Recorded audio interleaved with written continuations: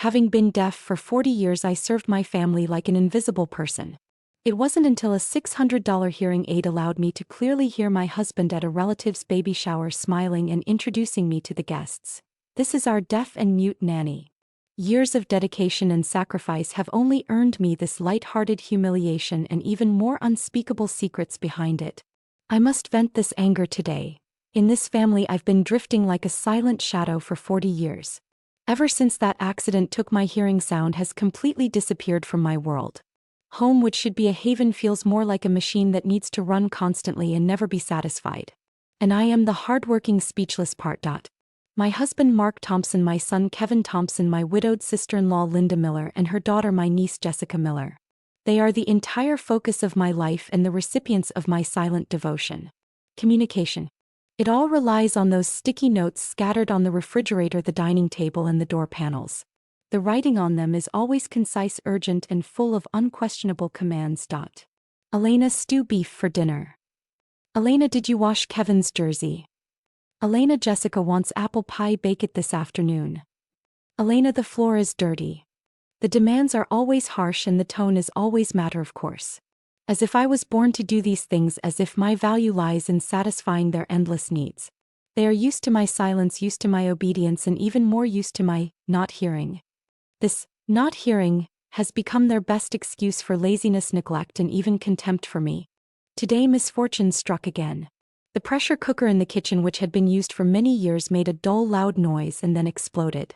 Boiling hot soup mixed with shards of metal splashed all over me. The burning pain instantly swept through my arms and chest, and I could even smell the burning flesh. I instinctively cried out in pain, but the sound was so weak that I could barely hear it myself, let alone reach the ears of my family members who were watching TV in the living room. I staggered out of the kitchen, my arms covered in terrible red swelling and blisters, my face still filled with shock.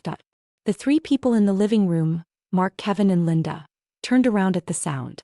Their eyes briefly rested on me, but there was no panic, no concern, only a hint of impatience at being disturbed. What happened? The pot exploded. Mark frowned, his tone as indifferent as asking about the weather. Kevin's gaze went past me, looking towards the kitchen. Then what about dinner? I'm still hungry. Linda sat on the sofa, adjusted her posture, and looked at my embarrassed appearance with an almost pitying yet distant look without saying a word. My heart ached more than my scalded skin. I held back tears, pointing at my injured arm, trying to make them understand that I was hurt seriously. Mark then waved his hand impatiently, pointed in the direction of the medicine cabinet, indicating that I should take care of it myself. Then he stood up and patted Kevin on the shoulder. "Okay, stop yelling. If the pot is broken, we'll eat out." Elena, he turned to me using lip movements and gestures with an unquestionable tone of command. "You go buy a new pot later and buy some ingredients. Jessica wants to drink your chicken soup tonight and she must have it tomorrow morning." He didn't even ask me how badly I was hurt, whether it hurt or whether I needed to go to the hospital. In his arrangement, my pain was far less important than a meal or a bowl of soup. He turned around and prepared to go out to a restaurant with Kevin and Linda, leaving me alone standing at the door of the messy kitchen, feeling the severe pain coming from both my body and my heart. I collapsed weakly on the cold floor, leaning against the cabinet. The pain made me dizzy, but what suffocated me even more was the deep-seated helplessness and confusion. 40 years, a full 40 years. Ever since that factory accident when I pushed Mark out of the way of falling debris, I was hit in the head by a falling heavy object, and the world has been silent ever since I woke up. I lost my hearing and the life I might have had. Mark married me out of guilt, or perhaps a sense of responsibility. I thought it was the luckiest of misfortunes, a reliance after suffering. But married life gradually pushed me to the margins. Especially after his brother passed away, Mark brought his helpless widowed sister-in-law Linda and niece Jessica to live with us. From that day on, this home no longer seemed to belong entirely to me. I not only had to take care of my husband and son, but also had to take on the responsibility of taking care of my widowed sister-in-law and her daughter. Washing clothes, cooking, cleaning, and handling all the household chores day after day, year after year. They gradually got used to my dedication, even using my deafness as an excuse to treat me like a tool that doesn't need emotional interaction, only needs to receive instructions. They discussed family matters fluid and without restraint, in front of me, even some secrets that I shouldn't hear. Although I can't hear, I can see. I saw the complex look in Mark's eyes when he looked at Linda, saw the unspoken understanding between them, saw Linda becoming more and more like the mistress of this house and me more and more like a freeloader and unpaid nanny. They took my labor for granted but were stingy with giving me a shred of genuine respect and care. They used my disability as a shield, exploiting my value and despising my personality. This inequality, like a poisonous thorn, is deeply embedded in my heart, aching faintly day and night. In the evening, Mark came back alone carrying a packed food box in his hand. He went straight to the kitchen, opened the refrigerator and carefully put the food box inside. I was lying on the sofa in the living room, the burn on my arm covered with ointment and simply wrapped with gauze, and I was dozing off due to pain and fatigue. He came out of the kitchen, passed through the living room without the slightest pause in his steps and didn't even glance in my direction. He picked up the remote control, turned on the TV, switched to the sports channel and then comfortably nestled into his Johnshu exclusive single sofa. I looked at his profile and my heart sank little by little. He remembered to pack Jessica's favorite pot roast but completely forgot that he had a wife at home who was just scalded and needed care. My injuries, my fatigue, my pain in his eyes were as light as a feather, not worth mentioning. In this home I seem to be just a background board, a service-providing machine. Only when I am needed to cook, do laundry and clean will I be seen. Not long after, the doorbell rang urgently. Mark immediately put down the remote control and got up to open the door. Linda stood at the door with an anxious look, holding her little granddaughter Lily, Jessica's daughter, in her arms. Mark, hurry. Lily has diarrhea, it seems very serious, her face is pale. Linda's voice was tearful. Without a word, Mark immediately took the child and comforted her. Don't worry, Linda, I'll take you to the hospital right away. He turned to grab the car keys, didn't even look at me, and was ready to take Linda and the child out the door. I struggled to sit up from the sofa, wanting to signal to him that my arm was in pain and could he please help me first, or at least ask a question. I reached out, trying to grab the corner of his clothes, uttering unintelligible syllables. He felt my movement, turned back impatiently, frowned and mouthed quickly, "Can't you see I'm busy? Deal with a little injury yourself." After speaking, he didn't look back, helped the anxious Linda and hurriedly left with the child in his arms. The moment the door closed, Linda glanced back at me. That look was complex and difficult to understand, with anxiety and worry, obviously for her granddaughter. But deep down there seemed to be a hint of imperceptible superiority, or rather the confirmation of, see, he cares about me the most. My hand froze in midair and my heart sank completely. In his heart, the discomfort of his widowed sister-in-law's granddaughter was a matter of utmost urgency, requiring him to drop everything and deal with it immediately. But me, his wife in name, suffering from a severe burn, it was just a minor injury that could be ignored at will. The order of priorities was so clear, so cruel. In the evening, my son Kevin came home. As soon as he entered, he clamored, "Mom, where are my dirty clothes? Sarah said she wants to wear that shirt tomorrow." I pointed to the laundry basket and then pointed to my arm, trying to tell him that I was injured and couldn't do the laundry today. He glanced at the gauze on my arm, but instead of showing concern, his brow furrowed even more. "What happened to you? Did you make the chicken soup that Jessica wanted? My dad specifically told you to." I shook my head and pointed to the remains of the exploded pressure cooker in the kitchen. Kevin's face immediately darkened and his tone was full of accusation. "What are you doing? Can't you even do such a small thing well? You only got a little burn. Is it so bad that you can't even make soup? There are so many things at home waiting for you to do." He glanced at the somewhat messy living room. "Get up and clean up quickly. Sarah is waiting for you to help take care of Leo. Don't act pitiful here, making a mountain out of a molehill." Acting pitiful? Making a mountain out of a molehill. This is what my own son said to his scalded mother. At that moment, I felt like my heart was being clenched tightly by an icy hand, hurting so much that I couldn't breathe. To give birth to him, I withstood so much pressure and suffered so much back then. Now he is so indifferent. At this moment, my daughter-in-law Sarah came out of the room holding a tube of ointment in her hand. She heard Kevin's words and a hint of disapproval flashed across her face. "Kevin, how can you talk to your mother like that? Mom is injured, can't you say a little less?" Sarah came over, squatted down and carefully helped me redress the wound, changing the gauze. Her movements were gentle and her tone was much softer than Kevin's. I looked at her gratefully. In this family, Sarah is the only one who occasionally shows me a little kindness. But this kindness also seemed to come with a prerequisite. While helping me apply the medicine, Sarah complained seemingly unintentionally, Mom, it's not that I'm saying anything, but you really should be more careful. Look, with you injured, so many things at home are in chaos. I was late picking up Leo this afternoon and the kindergarten teacher even called me. You're usually the one who goes on time. Her words like a fine needle gently pierced through the thin veil of warmth. Yes, I bear the majority of the housework and the responsibility of taking care of my grandson. My functionality is too strong, and once I crash, it directly affects their small family. Sarah's dissatisfaction is less about feeling sorry for me and more about the inconvenience my disability has brought her. The unreasonableness of the family division of labor was exposed at this moment. I'm like a spinning top being whipped to keep spinning, maintaining the seemingly normal operation of this family. But they have long been accustomed to my existence and dedication, accustomed to thinking that all this is taken for granted. Recalling our family's unique way of communication, those sticky notes plastered on the refrigerator and walls are more like cold instructions. There are rarely greetings on them, only tasks.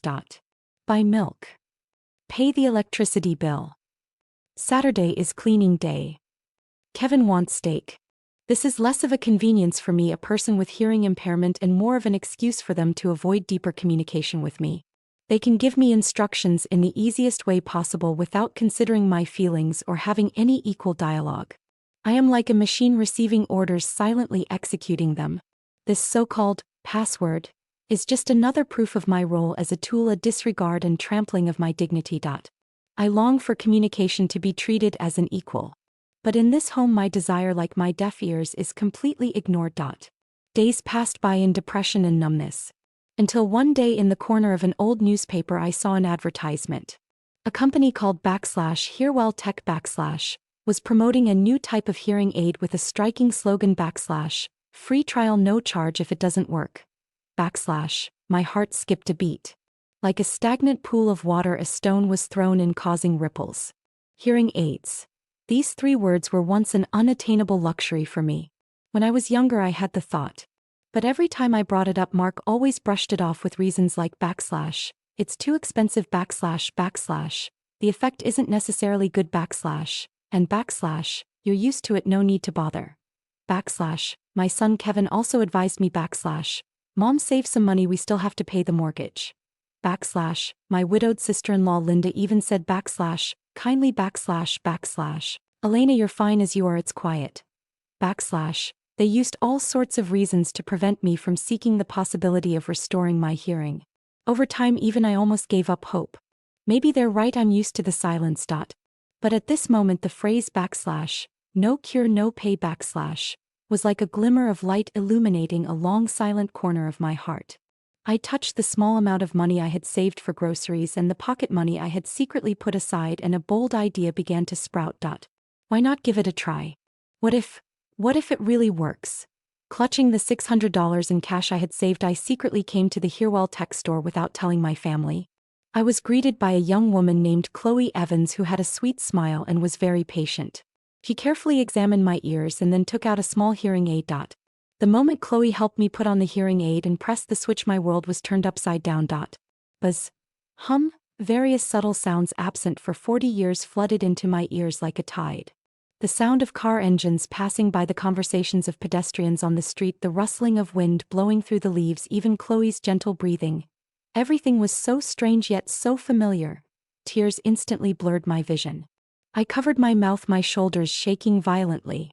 Not because of the noise, but because of excitement, because of grievance, because of this hearing that was 40 years late. Madam, how are you feeling? Chloe's voice clearly reached my ears, filled with concern. I choked with sobs, unable to speak, and could only nod desperately. Chloe looked at me, seeing how excited I was, that I was moved to tears, her eyes filled with sympathy. She was silent for a moment, then asked softly, but it was like a hammer striking heavily in my heart. Ms. Elena, your hearing loss has been going on for so many years. Why didn't your family buy you hearing aids sooner? This question, like a seed, instantly took root and sprouted in my heart with sharp thorns piercing the calm facade I had been trying to maintain all along. It's not like they didn't have money. Mark's income was good and the family wasn't struggling financially. They just weren't willing. With that $600, I bought these hearing aids and regained the sounds I had lost for 40 years. Stepping out of the store, the sun was dazzling and the sound of traffic was deafening, but I felt like I was truly alive for the first time. With the hearing aids on, everything became different. I began to hear my family's conversations, the content of which I could previously only guess at by reading lips now clearly entered my ears. However, the more I heard, the colder my heart became. They gossiped about me behind my back, saying my movements have slowed down, that the food doesn't taste as good as it used to, and even complained that I seemed more trouble after putting on that thing, hearing aid. Not a single word of concern, not a single word of congratulations for me. The real stimulation came from a chance encounter. That day I went to the supermarket to buy groceries and ran into Brenda Davis, a neighbor who lived on the same block. She was a straightforward woman who usually hung out with Linda. Seeing me wearing a hearing aid, Brenda raised her eyebrows in surprise, then showed a meaningful smile. "Oh, Elena, finally willing to spend money to fix your ears? I thought you were going to be a deaf and mute nanny forever." Deaf and mute nanny. These 5 words were like a poisoned dagger piercing fiercely into my heart. My blood rushed to my head instantly and my ears rang. "What did you say?" I asked, trembling. Brenda seemed to realize she had misspoke, but then put on an indifferent attitude. "Oh, it was when Mark was introducing you to someone at Jessica's daughter Lily's 1-month celebration last time. He was just joking. He said, 'This is my one on the help, deaf and mute, but she's still fairly nimble.' Something like that, I don't really remember." She said it casually as if she were talking about something trivial. But I was struck by lightning and my whole body was cold. "Mark. My husband, is that how he introduces me in front of others? The man I gave everything for, even sacrificing my hearing, actually uses such demeaning words to define me. Humiliation, anger, a sense of betrayal. All kinds of emotions intertwined, almost drowning me. I clenched the shopping bag in my hand, my nails digging deeply into my palm. I have to ask him. I must know why all this is happening." Fueled by anger, I didn't even go home and took a taxi directly to Jessica's house. Today is Linda's granddaughter Lily's first birthday party and their whole family is celebrating there. I pushed open the half-closed door and the noisy music and laughter rushed towards me. The living room was crowded with guests and Mark was holding a wine glass, chatting and laughing with several people. And Linda standing elegantly beside him, smiling charmingly, looking every bit like the hostess. Just then I clearly heard Mark say to someone next to him, who seemed to be a business partner, "Yes, these years haven't been easy for Linda, raising Jessica alone. We owe her so much for everything, ". His tone was full of pity and admiration. Someone nearby laughed and teased, "Mark, you really have nothing but good things to say about your sister-in-law. Anyone who didn't know better would think you two were a couple, ". Mark laughed heartily, not denying it, and instead affectionately patted Linda's arm, " This is what we call family, understand? Family, ". Linda, on the other hand, lowered her head slightly, a hint of shy blush on her face. At that moment all the speculation and doubts were confirmed. I couldn't control the anger surging in my chest any longer. I pushed through the crowd, walked straight up to them, my voice trembling slightly with excitement yet unusually clear. "Mark Thompson." Everyone fell silent, staring in surprise at me, the uninvited guest. The smile on Mark's face froze. He looked at me, a hint of panic flashing in his eyes. "Elena? What are you doing here? And wearing this?" He pointed to my hearing aid. "If I didn't come, how could I have heard what you just said?" I sneered, my gaze sweeping over his and Linda / tightly linked arms. "If I didn't come, how would I know that in your heart I / am just a / deaf, mute and nimble / nanny?" I emphasized the word nanny. The whole place erupted in an uproar. The guests looked at each other, whispering. Mark's face instantly turned ashen and he tried to pull me away, saying / "Elena, what nonsense are you talking about? This is a banquet, let's talk about it when we get home." I his hand, my voice suddenly rose. " Go home? Go to which home?" "Go back to the home where you and your good sister-in-law are loving each other and I have been treated like an outsider for 40 years. I turned to him and questioned him word by word. "Mark Thompson, you tell me. Why haven't you been willing to buy me a hearing aid for so many years? Is it because I can't hear that it's more convenient for you and Linda to have a deep family relationship?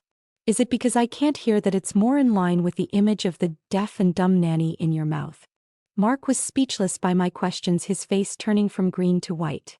Linda, on the other hand, looked like she was about to cry, hiding behind Mark as if she had suffered a great grievance. In the chaos, Mark and Kevin forcibly dragged me back home. As soon as the door was closed, the suppressed anger finally erupted completely. Mom, what's wrong with you today? Making a scene in front of so many people? Are you afraid our family isn't embarrassing enough? Kevin pointed at my nose and roared. Linda sat aside, wiping non-existent tears with a handkerchief, and choked, Elena, I know you're suffering, but you can't accuse Mark and me like this. Hearing aids are so expensive, thousands or even tens of thousands, and the effect isn't necessarily good. We're doing this for your own good, afraid you'll waste money. Yes, Mom. Kevin immediately chimed in. That thing is expensive and unnecessary. You've been deaf for so many years, you're used to it. And that thing isn't covered by medical insurance, it's a waste of money. Mark, his face ashen, pointed at me and shouted, Look at you. You've only been able to hear for a few days and you're already making trouble. Did you steal the 600 yuan from home to buy that? Who told you to waste money? Wasting money? I was trembling with anger, pointing at the old clothes on my body, pointing at this house that was clean but revealed its age everywhere. I waste money? How much have I sacrificed for you, for this family in my life? When I was young, I worked in a factory and most of my monthly salary went to you. When your brother passed away, Linda and Jessica moved in, and wasn't I the one taking care of everything they ate, wore, and used? Kevin's tuition and living expenses from childhood to adulthood, wasn't every penny of it saved by me through hard work? For this family I have lived frugally, reluctant to even buy a decent piece of clothing. I have given my youth, my health, my hearing in these entire 40 years. You enjoy all of this with peace of mind, and now you turn around and accuse me of wasting money? My voice was hoarse with excitement and every word was filled with blood and tears. Expensive? Unnecessary? No medical insurance. I interrupted their defense with a sneer, took out the receipt for the hearing aids from my pocket and slammed it hard on the table. Take a good look. This pair of hearing aids only costs $600. Not thousands, not tens of thousands. Just $600, and it will allow me to hear this world again. $600. This number stunned Mark, Kevin, and Linda, and the expressions on their faces were wonderful. I pointed to the brand new smartwatch on Linda's wrist and then to her latest iPhone on the coffee table. Mark, how much did you spend on this watch and this phone for Linda? Probably more than $600, right? It's okay to buy these things for her, but buying me a hearing aid so I can hear is a waste of money? It's unnecessary. The stark contrast was like a resounding slap in the face to both Mark and Linda. Kevin's face turned red and he roared in exasperation, Enough. You old thing, what are you yelling about? I think you're just deliberately picking a fight. You're being unreasonable. Smack. I raised my hand and gave him a resounding slap. This was the first time I had hit him. Kevin covered his face, looking at me in disbelief. My tears finally couldn't help but flow down. I'm picking a fight? I'm being unreasonable? Kevin, have you forgotten who endured the pressure from everyone and insisted on giving birth to you back then? Have you forgotten who raised you from infancy, dealing with your every mess? In your eyes, am I just an old thing who cooks and washes clothes for you and gets in your way? Back when I was pregnant, Mark and my mother-in-law both felt that because I was already deaf I wouldn't be able to take care of the child and advised me to abort it. It was me who desperately fought to keep Kevin. This bond between mother and son has actually come to this. The past flashed back in my mind. When I was young, I was a lively and cheerful female worker in the factory. Mark was a technician and we were originally just colleagues. That life-changing accident, it was to save him that I was injured and became deaf. He probably married me out of guilt and a sense of responsibility, maybe also a little gratitude. I thought this was a new beginning in my life, but I didn't expect it to be the prelude to another ordeal. Not long after the marriage, his brother died unexpectedly, leaving behind his widowed sister-in-law Linda and young niece Jessica. Mark, unavoidably, brought them to live with us, and this home became more and more crowded and my space became smaller and smaller. Linda had a subtle relationship with Mark when she was young. After she moved in, she naturally occupied some of the hostess positions in the house. She would accompany Mark to social events, discuss household expenses with him, and act more like Mark's partner than I did in front of outsiders. And I, because I couldn't hear, was gradually excluded from their inner circle. All the housework, taking care of the children and serving a large family, fell on my shoulders. I became the background board that silently gave but was marginalized. This guilt and responsibility became Mark's reason to control me and to accept Linda's help with peace of mind. And Linda used this help and Mark's guilt to firmly grasp his emotional and life dependence. Okay, say less, both of you. Mark looked at the tense situation in front of him and tried to smooth things over. Elena, you're tired too, go and rest first. There's not much food left at home. Go to the supermarket later and buy some beef. I'll stew a pot of soup tonight to calm everyone down. Again, buying vegetables and making soup. It's always the same routine. It's as if as long as I continue to play the silent cook, everything can return to its original track. My heart is completely cold. There is no greater sorrow than a dead heart. I didn't look at him, nor did I pay any attention to Kevin and Linda's accusations or hypocritical comfort. I silently turned around, opened the door and walked out. I didn't take my wallet, I didn't take my keys, I didn't take anything. I walked aimlessly and unconsciously came to a river. Watching the quietly flowing river, my tears surged out again. 40 years of dedication, 40 years of patience, but in exchange for such an ending. Just then a familiar voice sounded beside me. Miss Elena? What are you doing here all alone? I turned around and saw that young and kind face. It was Chloe Evans, the salesgirl from Herewell Tech. She had a book in her hand and seemed to be taking a walk by the river. Looking at Chloe's concerned eyes, I couldn't hold back any longer. The grievances and pain that had accumulated for 40 years poured out like a flood. I incoherently told her about my experiences, my sacrifices, my betrayals, my despair. Chloe listened quietly, not interrupting me, just handing me tissues from time to time. After my emotions had calmed down a bit, she looked at me seriously and said, Miss Elena, do you know?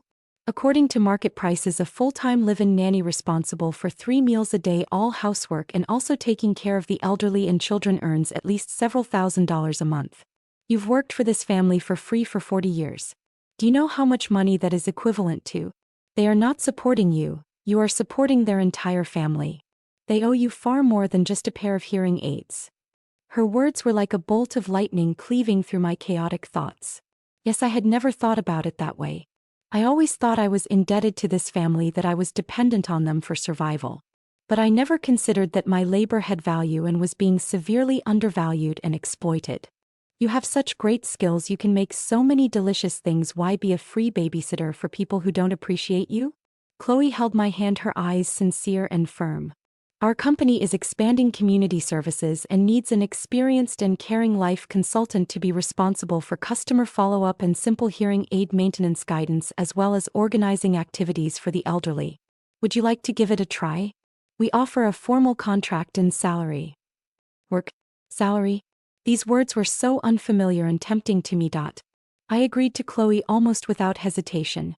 The next day I went to Herewell Tech to report for duty. Putting on the uniform blue work clothes and wearing the work badge, I looked at myself in the mirror, old but with a renewed gleam in my eyes, and felt like I had been reborn. The job content is not complicated. It mainly involves communicating with elderly customers to understand their usage of hearing aids. Sometimes I chat with them, organize simple baking or handicraft activities. Because I have similar experiences with them, I can better understand their difficulties and needs, so I quickly got along with the customers. My colleagues are very friendly and no one looks down on me because of my past. Chloe even takes care of me like an elder. Here for the first time I felt the value of being respected and needed. My efforts can be exchanged for sincere gratitude and deserved rewards. This feeling is more satisfying than any delicacies. Of course, my disappearance caused an uproar at home. A few days later my phone started receiving messages. Kevin sent an angry accusation. Mom, where the hell did you go? Come back to me immediately. The house is a mess. Who will cook for me? Who will pick up Leo? Are you trying to piss me off? Linda and Jessica also sent messages via WhatsApp, their tone much more gentle, but the content still urged me to return home to do housework. Elena, the family can't do without you, please come back soon. Mark and Kevin both miss you. Auntie, you haven't washed my cashmere sweater yet, please come back soon. They still treat me as a free nanny who can be summoned and dismissed at will and still think that my existence is to serve them. Looking at these messages, the last trace of hesitation in my heart disappeared. I have been in hell for 40 years and cannot go back. I must completely get rid of that suffocating life of the past and live for myself for once. I blacklisted their numbers and blocked those annoying messages. The world is quiet and my heart is more peaceful and firm than ever before. Chloe saw my determination and gave me great encouragement. Aunt Elena, she no longer calls me madam. You are doing the right thing. People should live for themselves. You are so capable. Leaving that family will only make you live better. She also told me the story of her and her grandmother. Her grandmother also worked hard for the family all her life, silently dedicating herself, but rarely received understanding and care from her family. It wasn't until her later years that her grandmother began to learn to paint and found her own joy and value. Chloe said that she learned from her grandmother that it is never too late to pursue one's own life. Chloe's sincerity and her grandmother's story deeply moved me. Yes, I still have time. My life has just begun. The peaceful days didn't last long before Mark came to my door. He found the company address of Herewell Tech. When he saw me in my work clothes looking radiant, he was stunned for a moment and then his face turned ugly. He pulled me outside the company, lowered his voice and said with a threatening tone, "Elena, haven't you made enough trouble? Come home with me now. If you don't come back, we'll get divorced." The word, divorce, was the word I was most afraid to hear in the past 40 years. But at this moment, coming from his mouth, I felt an unprecedented sense of ease and relief. I looked at him calmly and said word by word, "Okay, Mark. Let's get divorced." Mark obviously didn't expect me to react this way. He was stunned, opened his mouth as if wanting to say something, but in the end he just pointed at me in exasperation. You'll regret this." After saying that, he turned and left angrily. Watching his departing figure, I felt no reluctance, only relief. Divorce is not a simple matter, especially when it comes to the division of property. I knew Mark controlled all the finances in the family and I had almost no property in my name. After Chloe learned of my concerns, she offered to help. She contacted a lawyer friend of hers, Ms. Davis. Ms. Davis is an experienced family lawyer who was outraged after hearing my situation. She told me that according to the law, even if I didn't work outside the home, my 40 years of housework and contribution to the family should be recognized and I have the right to divide the marital property. What's more, my hearing loss was due to a work-related injury from saving Mark, which should also be considered when dividing the property. Ms. Davis began to collect evidence and investigate the assets under Mark's name, including real estate, deposits, stocks, etc. She discovered that Mark not only had a considerable income but also that a significant portion of his property had gone missing over the years, likely transferred or given to others. The news of the divorce spread back home immediately, causing a new storm. Kevin and Sarah began to fight among themselves because their interests were directly affected. Kevin found Mark and made a big scene, blaming him for making things so bad and accusing him of favoring Linda and her daughter for many years, spending the family's money on them. Sarah, on the other hand, took the position of a victim, complaining on the one hand that Mark was letting his mother down and making her lose face in public. On the other hand, she was more worried that the divorce would affect the interests of their small family, fearing that what Mark and I would leave them after dividing the property would be less. The seemingly harmonious family relationship was vulnerable in the face of naked self-interest. In order to let Kevin and Sarah see the truth completely and also to win their, mainly Sarah's, potential support in the divorce lawsuit, I anonymously sent Kevin copies of some of the evidence Ms. Davis collected, bank transfer records of Mark secretly buying an apartment for Linda in another city a few years ago without my knowledge. This completely ignited the powder keg. Kevin took the evidence to confront Mark and Linda, and the house was turned upside down. It is said that Linda explained in tears that it was a loan, but no one believed it. Kevin and Mark's relationship completely broke down and they even came to blows. Sarah also completely sided with me and began to cry to me on the phone about Mark and Linda's misdeeds, and expressed her support for my divorce and fighting for the property I deserved. At this point, the family conflict completely erupted, leaving no room for redemption. While dealing with the divorce, my new life was also steadily moving forward. With Chloe's encouragement and help, I tried filming short videos of myself making my signature dishes and posting them on TikTok and Instagram Reels. To my surprise, my silver-haired chef account became popular. The home-style dishes I made were simple, authentic, and full of life, evoking a sense of nostalgia in many young people working away from home. My account's follower count grew rapidly, and soon food brands and cookware companies were contacting me to discuss business cooperation. I started my own business and had a considerable income. I was no longer the dependent deaf-mute nanny Elena Ramirez, but the food blogger Mama Elena. I gained countless kindness and recognition online, something I had never received in that home. Seeing that I was not only not down and out but living a more wonderful life, Mark was probably regretting it or perhaps feeling an unprecedented sense of loss. He found me again, and this time his attitude had softened a lot. He stopped threatening me and instead tried to play the emotional card, recalling our younger days and even admitting that he had done wrong in the past, hoping that I could forgive him, for the sake of our many years of friendship, and go back with him. I listened to him calmly and then shook my head. Mark, there's no going back. I've started a new life and I really like my life now. Some damages once done cannot be undone. Some cracks once they appear can never be healed. An unexpected thing happened during the divorce proceedings. While Kevin was cleaning up Mark's study, he accidentally found an old locked diary. He pried it open and saw what was written inside. That was Mark's diary, which he started writing when he was young. It detailed his long-standing admiration for Linda, his guilt and helplessness in marrying me, his struggle between responsibility and emotion over the years, and also recorded that his devotion to me was not entirely ignored but that guilt ultimately failed to overcome his feelings for Linda and his compromise with reality. Kevin gave me the diary. Looking at those familiar handwriting and reading those heartfelt words hidden for decades, my heart was filled with mixed feelings. There was anger, there was sorrow, but more than that there was a sense of relief. At least I knew the whole truth, even though it was so hurtful. But this diary also became strong evidence in the divorce proceedings to prove Mark's infidelity and emotional transfer. The drama of life often surpasses imagination. Just as the divorce decree was about to be issued, Mark suddenly collapsed due to a massive stroke. Although he was rescued in time and his life was saved, he was paralyzed on one side and slurred, and he could not take care of himself at all. After the initial panic, Linda did not take on the responsibility of taking care of Mark but gradually distanced herself on the grounds that she needed to take care of her granddaughter. Jessica rarely showed up either. The huge blow and the pressure of reality aged Kevin a lot in an instant. After dealing with the company's affairs, he looked at his father, who needed constant care in the hospital bed, and felt extremely overwhelmed. Finally, he found me with deep fatigue and regret on his face. Mom. His voice was hoarse and his eyes were full of pleading. Dad is like this now. We can't count on Aunt Linda either. Sarah has to work and take care of Leo. The family is really overwhelmed. Can you come back and help? Or at least come back and help us take care of Leo? He looked at me carefully, trying to move me with his grandson.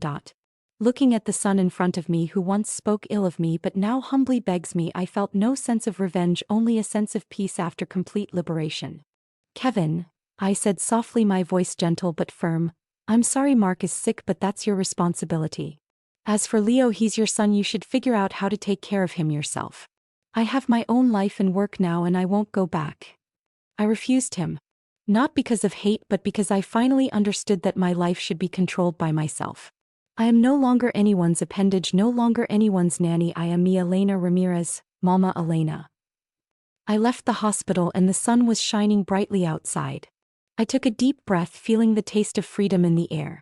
There are many possibilities in the future. Maybe I will continue my food business. Maybe I will travel and see this world that I could only see but couldn't hear before.